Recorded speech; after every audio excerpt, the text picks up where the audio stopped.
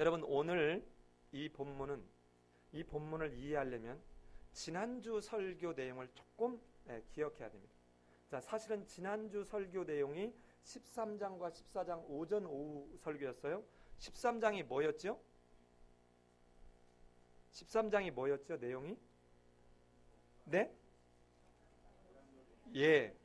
자, 잠깐만 이렇게 여행을 해보면 13장은 아브라함이 12장에서 그만 기근 때문에 먹고 살으려고 애굽 땅으로 갔다가 아내 사례를 가기 전부터 사주를 해가지고 팔아먹을 수 있는 위험에 처하는 그 일을 미리 공모해요. 그죠? 근데 그때도 하나님은 아브라함을 지키셔서 사례를 절대로 바로가 건들지 못하게 하는 가운데 아브라함이 다시 많은 부와 함께 약속한 그 땅으로 돌아오게 하는 것을 경험합니다. 여러분 이 속에 기억하실지 모르겠어요. 이 속에 있는 그 하나님의 아브라함을 향한 사랑은 오늘 다시 나오지만 기가 막힌 사랑이라는 거 기억나십니까? 창세기 3장에서 아담과 하와가 선악과를 따먹고 이제는 에덴 동산에 있을 수 없는 상황이라 하나님이 약속한 땅 복의 땅에서 내어 보냈어요. 쫓아내기 위해서 내어 보내는 것입니다. 그런데 이 12장에서는 바로가 어떻게 해요? 애굽에서 이 아브라함과 그 일가를 내어 보내요. 똑같은 단어를 쓰고 있어요. 샬라흐라고 하는 단어를 쓰는데 똑같이 내보내는데 이번에는 세상에 약속의 땅을 버리고 애굽으로 갔던 그 아브라함을 이방 사람 바로를 통해서 내쫓는데 하나님은 그 바로의 내쫓음을 통해서 어디로 인도하세요? 약속의 땅 가나안으로 인도하는 거예요. 하나님의 무한만극한 아브라함을 향한 사랑입니다. 자, 이런 일이 있고 난 뒤에 이제 물질의 문제가 아무것도 아니구나 하는 것을 깨달은 이 아브라함이 땅을 차지하는데 롯에게 선택권을 주는 것을 봤습니다. 이게 13장의 이야기입니다. 14장은 뭐죠? 이 롯이 갔는데 그만 원래 잘 사는 동네를 공격하지 왜 도둑도 못 사는 동네는 잘 안 가요. 아니 잘 사는 동네에 가야 누가 그러더라고요. 옛날에 IMF 전에는요. 이 압구정동에 이 쓰레기 치우는 여기는요. 뇌물을 줘야만 거기 배정이 됐대요. 왜냐하면 이 추석 때 되면 저도 그냥 들었는데요. 직접 본 건 아닙니다. 오해하지 마세요. 사실인지 아닌지 저도 모르는 하여튼 그런 말이 들려요. 그냥 소갈비 세트가 그냥 이렇게 버려지기도 한대요. 또 이 담요 같은 거 있잖아요. 이런 게 그냥 쓰레기통으로 뉴원이 유스드가 아니라 쓰던 게 아니라 그냥 세게. 그래서 거기는 서로 이 쓰레기 하는 데를 가려고. 아르바이트 하고 싶지 않으세요? 하여튼 그런 말이 들려요. 그런데 지금 북방왕 4왕과 남방왕 5왕이 이 남방왕들이 여기를 그동안 섬기다가 마음을 바꿔서 어떻게 합니까? 배반하죠. 내려와서 치는 거예요. 이쪽에 조공을 바칠 만한 그런 풍성함이 소돔과 고모라 지역에 있었던 것이에요. 그런데 이 롯이 잡혀갔다는 얘기를 듣고 무명의 이 아브라함이 가서 롯을 찾아올 뿐만 아니라 소돔왕이 벌벌벌 떨고 다 도망쳤던 그 소유물까지를 다 찾아와요. 이때도 하나님은 아브라함의 우쭐한 생각을 다시금 되잡도록 가르치지요. 누구를 통해서? 멜기세덱을 통해서. 지극히 높으신 하나님께서 내 손에 대적들을 붙였다는 것입니다. 자, 이런 지금 지난주에 있었던 이야기가 이런 얘기입니다. 그러면 여러분 1절을 읽어보십시오. 1절을 같이 한번 읽어봅시다. 시작.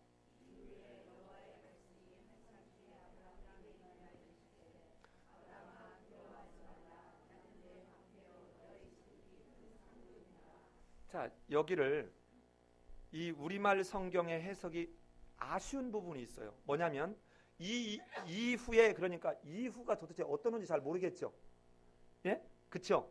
근데 이거를 히브리 말로 된 걸 그대로 직역하면 뭐라고 번역을 해야 되냐면 이 일들이 있은 후에 이 말입니다. 자, 무슨 말인지 아시겠죠? 이후가 다바르라고 하는 히브리어 일이라고 하는 말의 복수형 다바림이라고 하는 말을 통해서 이 일들이 있은 후에 이 말이에요. 그럼 이 일들이 어떤 일들이에요? 가깝게는 14장에 있었던 일 기억나시죠? 지금 가서 롯과 남방왕 다섯왕이 빼앗겼던 소유물을 다 가지고 왔던 그 일, 가지고 왔다가 야 내가 누군 줄 알아? 개선장군이야 라고 목에 힘 한번 팍 주려고 하는데 아들도 아버지도 없고 어머니도 없고 도대체 족보도 없는 멜기세덱이라고 하는 존재가 나타나서 지극히 높으신 천재의 주제시요 지극히 높으신 하나님을 찬양하리로다 이 말을 듣고 야 건방 떨지 마, 네가 지금 전쟁 이긴 거 아니거든. 이거를 통해서 뭐합니까? 그렇군요라고 고백하는 가운데 뭐를 드려요? 11조를 드려요. 네, 11조를 드려요. 여러분 11조 헌금이라고 하는 것의 개념은 지난주에 익히 설명을 했기 때문에 넘어갑니다. 이런 일들이 있은 후에 짧게는 지금 14장의 일들이 있은 후에 하나님이 환상 중에 아브라함에게 얘기한다는 것입니다. 조금 길게 얘기하면 13장까지를 같이 어우를 수 있어요. 뭐까지? 롯에게 먼저 선택권을 주고 자기는 척박한 땅을 골랐던 그 일들이 있은 후에 그리고 난 뒤에 이 더 좋은 땅을 차지했던 롯이 그만 잡혀가는 이런 14장의 사건들까지를 포함한 이런 일들이 있은 후에 이 말. 이런 일들이 있은 후에 여러분은 어때요? 여러분 삶을 살다가 어떤 일들이 다 있은 후에 이 일들이 왜 있는지 여러분은 여쭤보세요. 여러분 어느 날 아무 예상을 못했는데 어떤 사람을 통해서 내가 무슨 말을 들어요. 근데 한 번만 듣는 게 아니라 또 다른 사람을 통해서 같은 얘기를 들어요. 그러면 여러분 이때는 지금 아브라함과 다윗이 왜 그렇게 끊임없이 성경상에서 복된 인물로 나오냐면요, 절대로 이 사람들은 대단한 사람이 아니에요. 여러분과 나와 같은 동일한 성정을 갖고 있는, 좀 죄송한 편이지만 정말 지극히 평범한 사람이에요. 근데 이 두 사람의 특징이 뭐냐면 무언가를 하나님이 깨닫게 하실 때는 그 자리에 납작 엎드린다는 거예요. 보통 사람들은 어떻게 합니까? 이 얘기해도 안 듣습니다. 들어도 하나님의 말씀이든 뭐든 들어도 자기 거에 다 있어가지고 아이 그건 네 생각이고 하고는 제껴놓고 안 들어요. 그러니 어떻게 복을 받습니까? 그러니 어떻게 하나님을 알아요? 그런데 아브라함의 특징은 오늘 이 본문을 통해서도 이 15장이 기가 막힌 본문인데 이 본문을 통해서도 딱 등장을 하는데 뭐냐면 보세요. 이 일들이 있은 후에 여호와의 말씀이 무슨 중에? 환상 중에 아브라함에게 임하여 이르시되 뭐라고 그래요? 아브라함아. 잘 보십시오. 여러분 성경에서 하나님이 특정인의 이름을 부를 때는 아주 특별한 의미가 있어요. 급하거나 아주 다급하거나 아주 심각해서 내버려두면 다 죽여버려야 되는 그런 상황이거나 할 때 하나님이 안타깝고 절박한 마음으로 그를 부르는 거예요. 아브라함아 하고 부르는 거예요. 근데 그 뒤에 이유가 나오죠. 뭐라고 그래요? 두려워하지 마라. 왜? 예, 참 너무 우리 교인들은 너무 잘 알아. 두려워하니까. 자, 왜 두려워할까요? 지금 이 15장의 구조는 이렇습니다. 제가 이걸 먼저 설명을 했습니다. 15장의 구조는 15장 1절이 하나고 2절부터 6절까지가 하나고 7절부터 21절까지가 하나예요. 자, 무슨 말인지 아시겠죠? 1절이 전체를 지금 말하려고 하는, 그러니까 두 개 큰 이야기를 하려고 하는데 이 두 개 큰 이야기를 하려고 하는 도입, 오프닝 멘트를 지금 하고 있는 것입니다. 1절이. 근데 그 1절에 뭐라고 그래요? 하나님이 아브라함아 두려워하지 말라는 거예요. 왜 하나님이 지금 이 말을 해요? 그래서 13장과 14장을 알아야 돼요. 자, 봐요. 12장부터 무려 3번에 걸쳐서, 몇 번에 걸쳐서요? 3번에 걸쳐서 하나님이 무슨 약속을 하냐면 내가 너에게 자손을 주겠다는 거예요. 12장 2절, 12장 7절, 13장 16절에서 3번씩이나 너에게 자손, 이때 자손이라는 말은 우리 자매님들 화내지 마세요. 아들을 의미해요. 죄송해요. 저하고 상관없습니다. 저는 여자를 무지 사랑하고요. 저희 어머니는 여자고요. 저희 아내도 여자고요. 저희 누나들은 온통 다 여자예요. 네. 자, 그런데 3번씩이나 했는데 왜 지금 아브라함이 두려워하고 있냐면, 이 당대에 자식이 없으면 우리 집안이 어떤 위에 어려움을 겪을 때, 위험한 상황이 있을 때 나가서 도와줄 사람이 없어요. 그런데 지금 하나님이 아브라함을 불렀을 때가 75살인데 꽤 어느 정도 시간이 흘렀을 때라고 봅니다. 그런데 지금 첫 번째 약속인 후손에 대한 기대가 하나도 이루어지지 않아요. 얼마나 이 후손이 없다는 게 치명적인지는 여러분 그동안에 계속해서 제가 당시의 문화적 배경을 설명했습니다.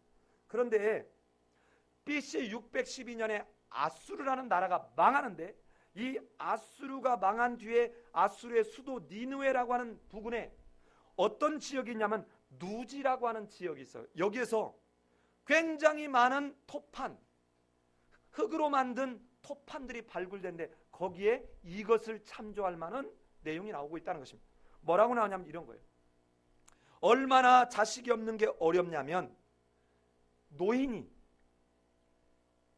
재산을 상속해 줄 걸 조건으로 나를 부양하고 죽으면 장례를 치러주겠다라는 계약을 맺어요. 양자를 맞기도 하고 계약을 맺기도 해요. 무슨 말인지 아시겠어요? 그만큼 자식이 없다는 것은 이 시절에는 굉장히 위험한 때입니다. 두 번째는 왜 지금 아브라함이 두려워 떨고 있냐면, 두 번째는 기업으로 약속한 땅에 아직도 땅이 해결되지 않았어요.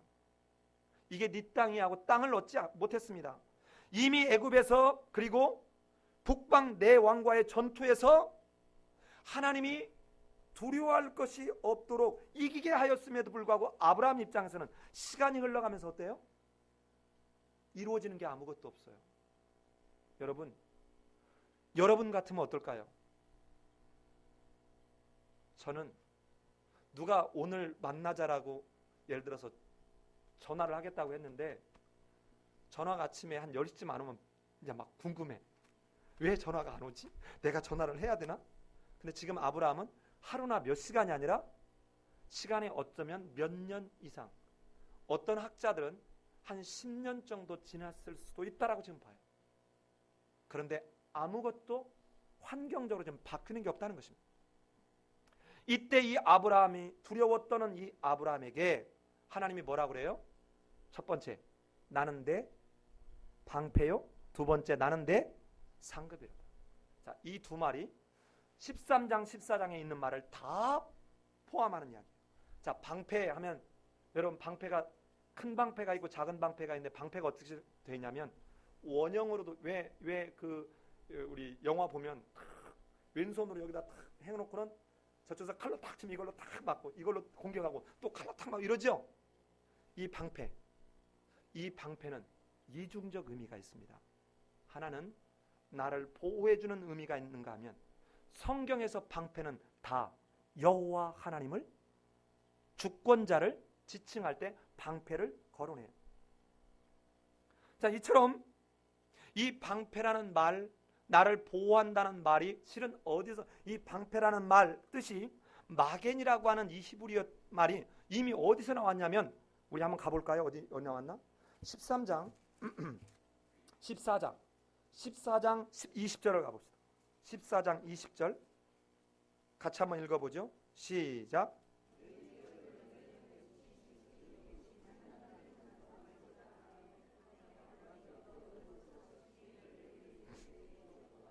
여기서 읽은 지금 이 14장 20절에서 붙이셨다는 이 붙였다는 말과 방패라는 말이 똑같은 말이에요. 자, 그러면 뭡니까? 하나님이 붙였다는 거예요. 그럼 어떻게 해요? 하나님이 철저하게 뭐 한다는 거예요? 보호하신다는 거예요. 그러면 우리 여러 개 성경 구절이 있지만 하나만 우리 더 찾아가 볼까요? 신명기 33장 29절 하나 찾아봅시다. 신명기 33장 29절.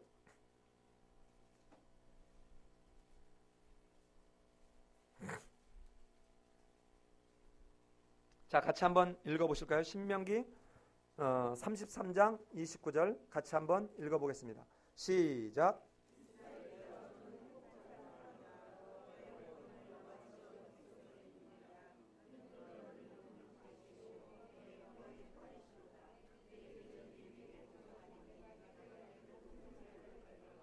자, 여기서 보면 그는 너를 돕는 뭐다? 자, 이게 똑같은 말입니다.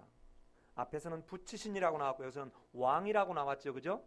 자, 그러니까 방패다. 누가? 하나님이.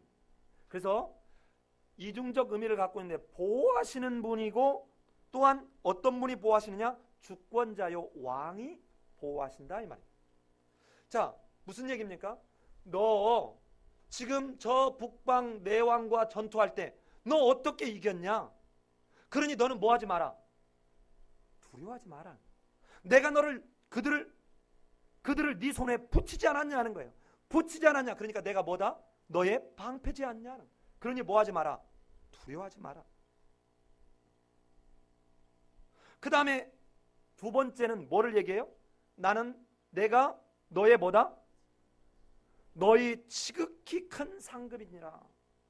자, 이 말은 보세요. 14장 설교를 들은 분이 이해를 할 수 있어요. 자, 뭐냐면 여러분 지난주에 소돔 왕이 야, 돈은 네가 다 갖고 소유는 네가 다 갖고 사람만 내게 돌려 이러죠. 그래요, 안 그래요? 그랬더니 멜기세덱한테 이미 가르침을 받았던, 멜기세덱을 통해서 가르치는 그 하나님의 가르침을 깨달았던 아브라함이 어떻게 합니까? 그 자리에서 바로 무릎 꿇어서 그렇군요, 하나님이 내 손에 대적들을 붙이셨군요 하고 고백하죠. 그 이후에 소돔 왕이 뭐라고 그래요? 너 소유는 네 다 갖고 사람만 내게 돌렸을 때 어떻게 합니까? 함은 내가 누구간 이렇게 합니까? 아니죠. 실오라기 하나도 내가 취하지 않을 것이다. 내가 너로 말미암아 뭐했다? 치부하였다. 내가 말을 들을까 염려한다는 것이죠. 들을까 하노라. 자, 이때 누구에게서 무언가를 받는다, 이 말은 봉신, 왕과 신하의 관계를 인정하는 거라고 그랬어요. 이때 이것을 받지 않은 이 아브라함에서 하나님은 뭐라 그러냐면 네가 나의 왕권을, 네가 나를 왕으로 나만을 인정했기 때문에 내가 바로 너의 뭐다? 소돔왕이 줬던 그것보다 견줄 수 없는 바로 내가 너의 뭐다? 상급이다는 거죠. 네가 지금까지 그 소유 이상의 내가 너에게 모든 것을 내가 주겠다는 거예요. 그러니 뭐 하지 마라? 두려워하지 마라. 자, 그러면 이 1절 속에 나머지 15장 하려고 하는 이야기가 다 들어있어요. 자, 그러면 크게 두 가지입니다. 지금 아브라함이 뭐 때문에 두려워하겠다고 그랬습니까? 첫 번째는 자손이 없어요. 두 번째는 땅이 없어요.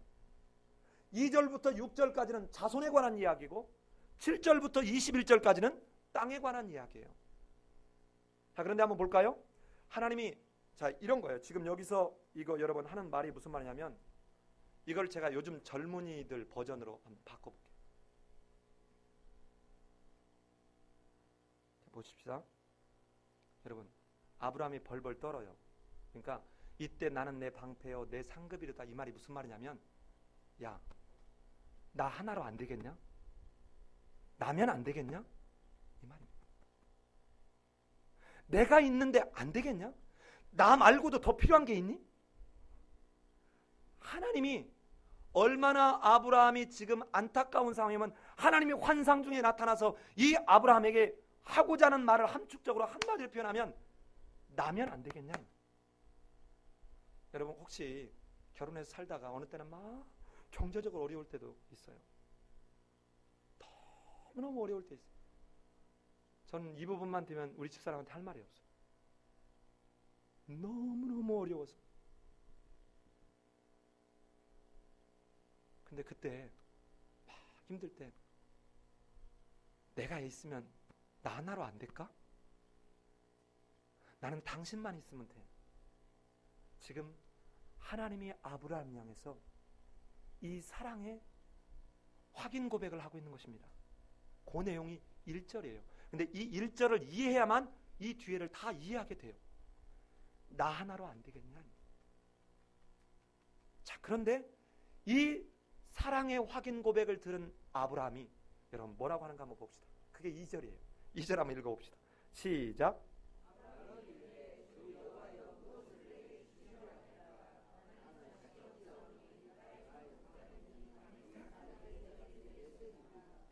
자, 아브라함이 얼마나 지금 화가 나 있고 하나님에 대해서 서운해 있는지 하나님이 한 말을 그대로 패턴을 같이 가요. 실은 보세요. 아브라함아, 그러니까 뭐라고 해요? 주 여호와여. 두 번째는 무엇을 내게 주시려고 합니까? 하는데 앞에는 두려워하지 말라는 거야. 아니, 내가 두려워하고 싶어서 두려워한 줄 압니까? 그러면 안드레에게 뭐를 좀 줘보세요, 이 말이에요. 세 번째는 나는 내 방패요, 나는 내 방패다. 나는 내 방패다. 그러니까 뭐라 그래요? 내게는 자식이 없습니다. 말로만 그러지 마시고 나로 확인하게 해주세요. 지금 이 말이에요. 이 아브라함이 지금 화가 잔뜩 나 있어요. 아니, 무슨 방패고 무슨 상급인데 나는 하나도 확인할 길이 없는데 하나님 말만 그러지 마시고. 보니까 그러나 뒤에 딱 뭐라 그래요? 한마디 더 붙이는데 나의 상속자는 이 다메섹 사람 엘리에셀이니이다. 여러분, 이거 엄청난 이야기입니다. 나 하나님 못 믿겠어요. 무슨 방패? 상을 준다며 그때 소돔한테 그거 받았어야 되는데 이 생각이 자기도 모르게 들어가고 있을 수 있어요. 여러분, 혹시 이런 경험 없어요? 지금까지 신앙생활 다른 교회에서 했던가 하면서 건축한다고 할 때 여러분 주의 거룩한 성전을 건축하는데 힘을 쓰고 온 마음을 모으고 조금 무리해서라도 해야 됩니다. 그러고 딱 작정하고 집에 돌아왔는데 아이고 내가 미쳤지. 아이고 내가 미쳤지. 여러분, 지금 어쩌면 아브라함이 야, 그 멜기세덱이 말은 잘하던데 그때 그 소돔 왕 때 그 소유 다 가져라 할 때 이것에서 인심을 썼더라면 내가 요새 날 말이지 영토를 살 수도 있고. 근데 아무것도 된 게 없어요. 뭐예요? 하나님이 부른 그대로 환발하면서 내 상속자는 누구라고요? 하나님은 뭐라고 그랬어요? 하나님은 뭐라고 그랬죠? 내 몸에서 날 자가 내 자손이다, 내 후손이다 했는데 하나님 나 그 말 신뢰 못하겠습니다. 지금 그러고 있어요. 자, 인간적으로 보면 저는 충분히 이 아브라함을 이해할 만도해요. 왜냐하면 이 지금 상황이 제가 약 몇 년 정도 지나고 있을 거라고 봤어요? 10년 정도. 10년 정도 제가 그냥 추측해서 하는 줄 알죠? 우리 먼저 16장 오후에 할 거라 한번 찾아가 볼까요? 16장 3절 한번 읽어봅시다. 16장 3절 같이 한번 읽어봅시다. 시작.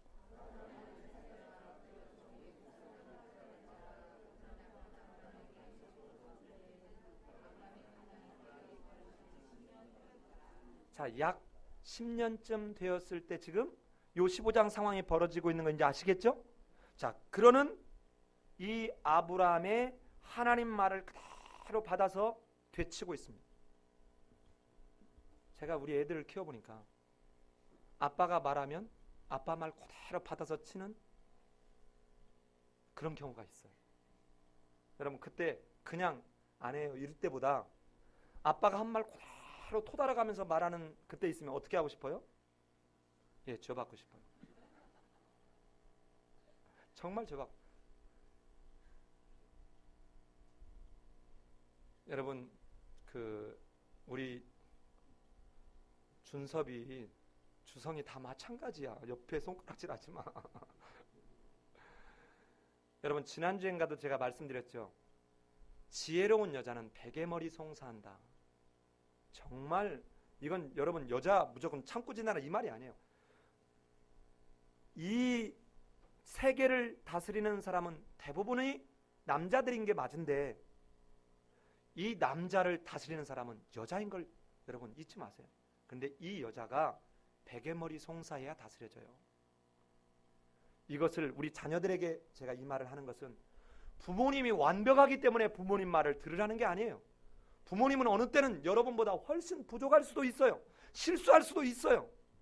또 내가 봤을 때는 우리 엄마 아빠는 말한 약속도 잘 안 지켜. 그럴 수도 있어요. 그럼에도 불구하고 엄마 아빠가 한 말을 바로 되쳐서 그 말 토달아가면서 엄마 이렇게 했겠지? 틀렸어. 엄마 이렇게 했지? 틀렸어.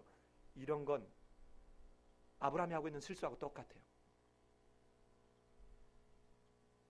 자, 이런 아브라함에게 아브라함이 뭐라고 그 말을 해놓고 되받아치냐면요, 내게 씨를 주지 아니하셨으니 내 집에서 길린 자가 내 상속자가 될 것입니다. 이 말을 딱 들은 하나님이 뭐라고 그래요? 우리 4절 같이 한번 읽읍시다. 시작.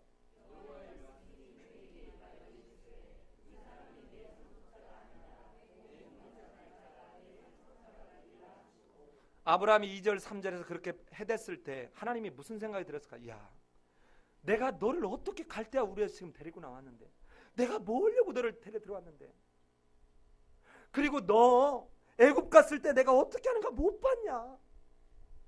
너 롯이 먼저 좋은 소돔 쪽에 목초지를 선택했지만 그렇다고 네가 선택한 그 척박한 땅에서 네가 굶주렸냐?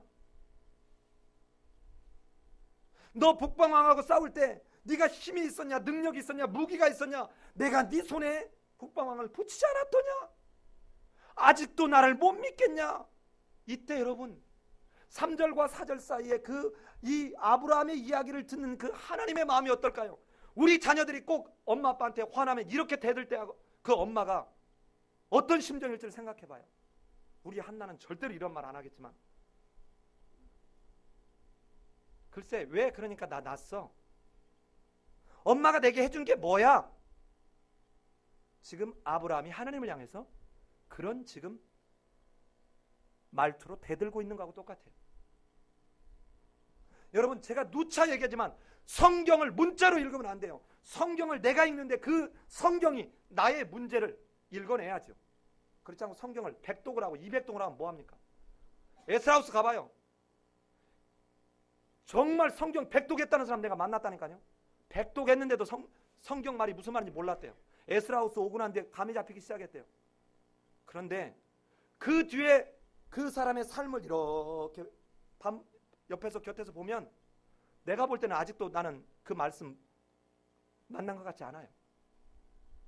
그러니까 너무 쉽게 우리는 은혜 받았다고 쉽게 말하면서 실제로는 하나님의 여호와 이름을 망령되게 일컫는다. 노 목사님은 절대로 그렇게 가르치지 않아요. 그런데 갔다 오면 전부 자기가 이미 하나님이 돼 있어요. 자기가 전부 칼질해. 가는 교회마다 문제를 일으키는 사람들이 있어요.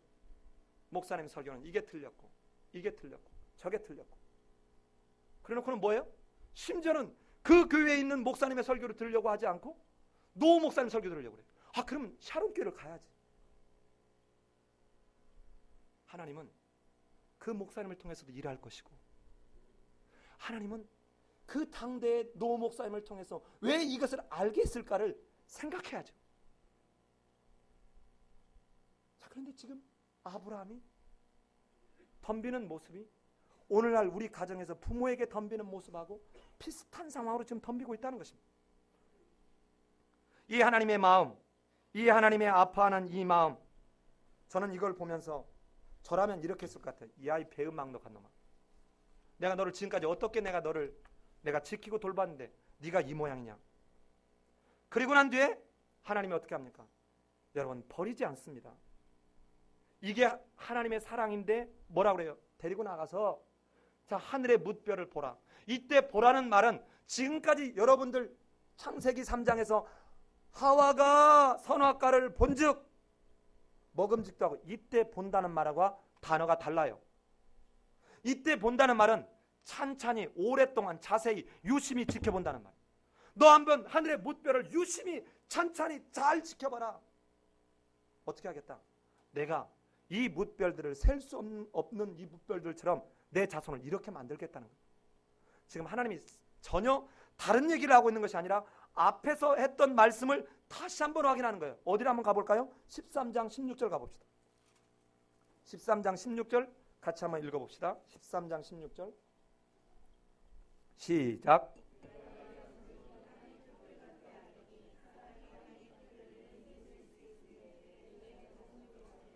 내 자손을 셀 수 있을 만큼 많이 주겠다는 것이죠? 아니에요. 대답 쉽게 하면 안 돼요. 그 말이 아니에요. 가정법을 통해서 할 수 없다는 말을 하는 거예요. 네가 아니 여러분 티끌 셀 수 있어요? 이 말은 가정법을 통해서 뭐라고 합니까? 사람이 티끌을 셀 수 있다면 아마 자손도 셀 수 있겠지. 근데 셀 수 있다 없다? 없다 이 말이에요. 무뼈를 셀 수 있냐? 이때는 뒤는 15장은 의문문으로 셀 수 없음을, 무한히 많을 것을 얘기하고 있습니다. 앞에는 가정법이고. 이처럼 내가 해주겠다는 거예요. 그런데 여러분 봐요. 지금까지 2절 3절에서 하나님 무슨 상급, 무슨 자손, 내 후손은 다메섹 엘리에셀입니다. 그리고 하나님이 씨를 주겠다는 주지도 않고 맨 말로만 하시면서 이렇게 불평했던 이 아브라함이 아니 데리고 나서 무뼈를 보여주고 하나님이 설명 딱 하니까 그 다음 15장 6절 한번 봐요. 15장 6절 같이 읽읍시다. 시작.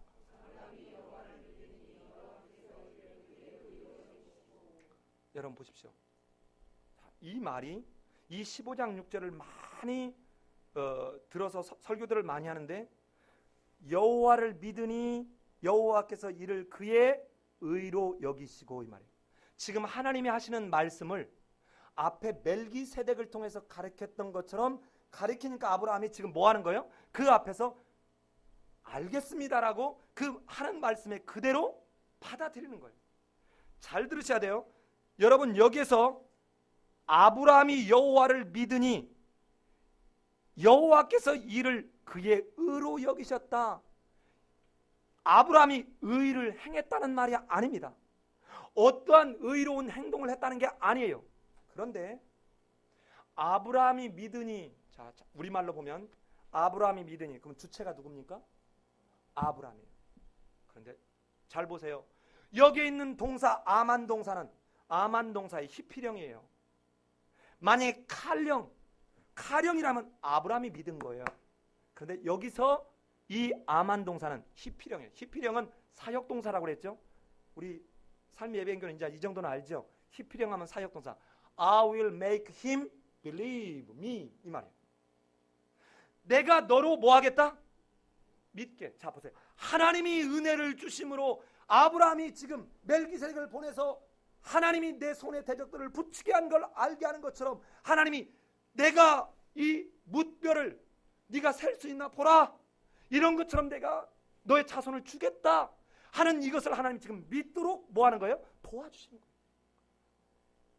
자, 이거를 어디를 연결하면 훨씬 우리가 이해하기 쉽냐면 에베소서 2장 8절 9절을 보면 이 말씀을 훨씬 이해하기가 쉬워요. 에베소서 2장 8절 9절, 에베소서 2장 8절 9절.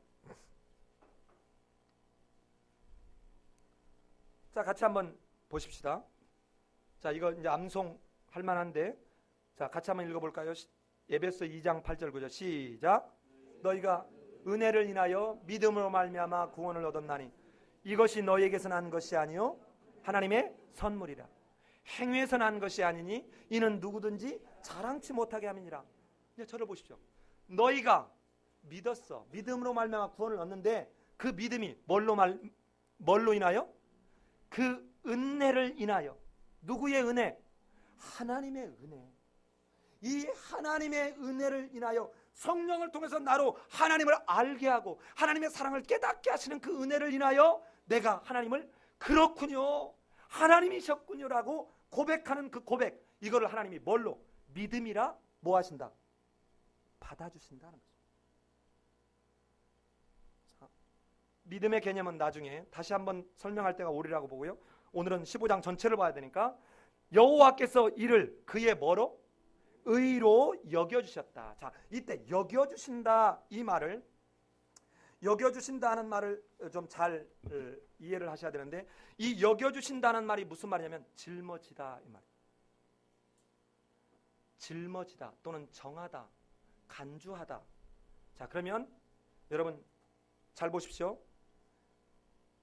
아브라함이 하나님 그렇군요 하는 그것을 아브라함이 하나님의 백성이 되는 의로 인정해주다. 누가 이것을 짊어졌어요? 모든 것을 하나님이 짊어지고 아브라함으로 하여금 이걸 인정해주는 거예요. 자, 이거를 여러분 뭘로 바꾸면 우리가 예수 그리스도를 믿음으로 구원을 받아요. 그러면 우리가 예수 그리스도가 십자가에 달려 죽어 주셨습니다, 내 죄를 인해서 죽어주셨다는 그 고백을 할 때 나는 절대로 의로울 수 없어요. 그런데 누가 예수님이 내 죄를 대신 뭐예요? 짊어져 주고 예수님이 가지고 있던 그 의를 내 의로 여겨주는 거예요. 이게 바로 의의 전가입니다. 즉 다시 말하면 여러분 성경에서 벌거벗었다라고 하는 말을 쓸 때는 다 죄적 개념을 갖고 있어요. 자, 시간이 없어서 제가 다 읽지는 못하지만 제가 한두 개만 이렇게 살펴보면 이렇습니다. 예를 들어 창세기 3장 10절에서 뭐라고 하냐면 가로되 내가 동산에서 하나님의 소리를 듣고 내가 뭐했으므로 벗었으므로 두려워 숨었나이다. 자, 죄로 말미암아 도입된 게 벌거벗은 것입니다. 그러면 벌거벗었으면 뭐를 입어야 돼요? 옷을 입어야 돼요. 그래서 이 의를 여겨주다 할 때는 어떤 개념하고 함께 가냐면 의의 옷을 입혀주다 하는 것입니다. 누구로 말미암은? 예수 그리스도로 말미암. 자, 요거를 조금 더 우리 이해를 돕기 위해서 한 절만 가보겠습니다. 64장 6절. 아니요, 이사야 64장 6절 한 절만 가보겠습니다. 64장 6절. 이사야는 어디에 있죠? 네? 아가서 뒤에 이사야가 있죠. 아가서는 네, 이사야 앞에. 자, 64장 6절 같이 읽겠습니다. 64장 6절 시작.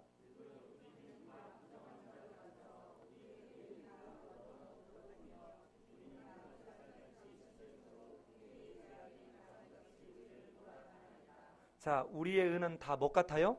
더러운 옷 같아요.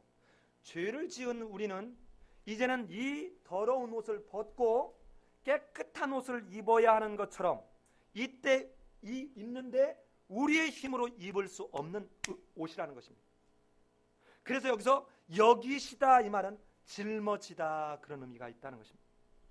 자, 나중에 바울 서신을 갈 때나 이 정도에 다시 한번 이 칭의적인 문제는 다시 다룰 때가 있을 거니까 오늘 이 15장을 창세기 15장을 설교할 때 15장 6절을 가지고 자꾸 설교를 하려고 덤벼드는 경우가 많은 것을 보게 돼요. 근데 오늘 본문은 절대로 15장 6절에 방점이 있지 않아요. 자, 그러면 하나님이 지금 은혜로 아브라함을 아니면 그렇군요라고 하나님이 별들처럼 자손을 많게 할 거라고 이제는 받아들였습니다. 자, 그런데 두 번째 아브라함이 떨고 있는 이유가 뭐라고 그랬어요? 땅의 문제예요. 여러분 끊임없이 가는 동안 잊어버리지 말아야 될 게 두 가지라고 그랬죠. 하나는 뭐예요? 자손. 또 하나는 땅. 이거는 구약 역사에서 피할 수 없는 일이에요. 신약 가면 안 그러냐? 신약의 새하늘과 새 땅까지 생각해보면 성경 통전적으로 하나님의 나라를 이루어갈 때 주권과 땅과 백성의 문제는 우리가 이 세 가지를 항상 머릿속에 두어야 될 필요가 있어요. 그런데 여러분 7절을 한번 같이 읽어봅시다. 시작.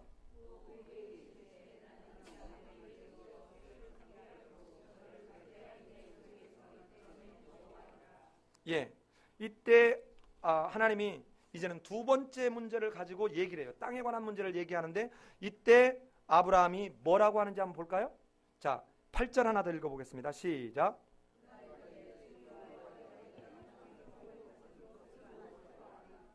자, 이 아브라함이 지금 뭐라고 하냐면 하나님이 했던 말, 나는 너를 갈대아인의 우르에서 인도하는 여호와니라니까 앞에서 했던 것처럼 똑같이 하죠. 뭐라고 해요? 나는 여호와니라니까 주 여호와여 부르고 이 땅을 내게 줄 거다. 그러니까 뭐라고 해요? 내가 이 땅을 받을 것을. 세 번째, 소유를 삼게 하려고 이끌어냈다. 무엇으로 알릴까?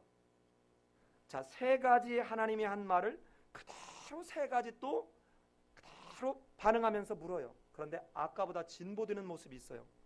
무엇으로 알릴까? 자, 여러분 이 지금 아브라함이 8절에서 이 말은 의심하는 이야기가 아닙니다. 징표를 주세요 이 말이에요. 표징을 주세요. 내가 지금 확신 가운데 그 하나님이 하신 말씀을 내가 믿고 갈 수 있도록 표징을 주세요. 여러분, 하나님을 믿어지지도 않는데 믿습니다 하면 믿어져요? 쌍시옷을 쌍시옷과 디귿자 받침을 여러 개를 넣어가지고 막 여러분 믿으시기 바랍니다 하면 믿어져요? 아니요. 아니에요. 아니, 설교할 때마다 왜들 믿으시기를 바랍니다, 믿으시기를 바랍니다 하는지, 여러분 그게 아니고 하나님이 나와 상관없이 내가 정말 하나님을 알으려고 하는 그 마음을 갖고 있을 때 하나님은 뜬금없는 그때 나와 아무 상관없이 은총으로 하나님을 알게 해주세요. 내가 가서 무슨 새벽 기도를 단을 쌓아야 되고 성경을 몇 번을 읽어야 되고 헌금을 얼마를 해야 되고 이런 문제가 아니에요. 여러분, 예배조차도 예배를 드리러 오면 하나님이 내가 이렇게 샤워하고 정갈한 옷으로 갈아입고 헌금을 많이 가지고 하면 그래 너 참 내가 이쁘다, 이래서 하나님이 우리 예배를 받아주는 게 아니라 하나님을 아는 사람이 감격과 감동함으로 하나님 앞에 기뻐하는 그 반응이 뭐예요? 이게 예배예요. 하나님이 행하신 그 일을 기억하며 반응하는 게 예배예요. 마찬가지로 우리 예수 믿는 사람들의 큰 그 안타까운 모습 중에 하나가 뭐냐면 하나님이 아직 믿어지지 않는데도 믿는다라고 스스로 찾고 세뇌하고 있다는 거예요. 자기 착각, 자기 암시, 자기 최면을 자꾸 거는 거예요. 자꾸. 그리고 왠지 막 나 하다가 뭔가 환상이 보였어. 여러분 계속 저는 제가 환상 봤다는 소리 안 하죠. 근데 저 꿈속에서 설교 정리돼요. 꿈속에서 설교 정리할 때 많아요. 깜짝 놀란다니까요. 근데 저는 이거 하나님이 주시는 환상으로 생각 안 해요. 왜냐하면 너무 여기에 일주일 내내 매달려가지고 되게 안 풀어져. 그런데 왜 그게 꿈속에서 정리가 되냐고. 진짜 너무. 그래서 옆에 제 집에 가보면 우리 집에 사람들 잘 못 데리고 가요. 엉망이거든요 집이. 제 그 설교 준비하는 서재에 가면 막 책이 막 이거 누가 흔들으면 싫어. 나는 내가 보던 흔들어 놓은 자체로 페이지 펴놓고 흔들어 놓은 자체 내가 얼른 가서 봐야 되는데 이걸 어느 날 집사람이 정리한다 다 정리해주면 어디 가서 이걸 찾아? 못 찾아요. 제발 놔둬, 내가 청소할 테니까. 어느 날은 이게 몇 주 갈 때도 있어요. 제발 건들지 마, 제발 건들지 마. 그리고 내 방에 들어오지 마. 안 들어. 그런데 여러분, 제가 이전에 이 얘기 한번 해드렸는데 이제 들은 분은 이게 리바이벌은 재미없어요. 어떤 그 신학생이 어느 날 어떤 자매를 너무 좋아해. 너무 좋아해. 저 자매하고 내가 사귀고 결혼했으면 좋겠다. 그리고 막 하나님을 기도해. 그런데 어느 날 꿈을 쫙 꿨는데 꿈속에 뭐가 쫙 나타나냐면 자기 집 가족 사진 옆에 이 자매가 딱 서 있는 사진이 꿈속에 나타나는 거야. 자매를 만나서 자매.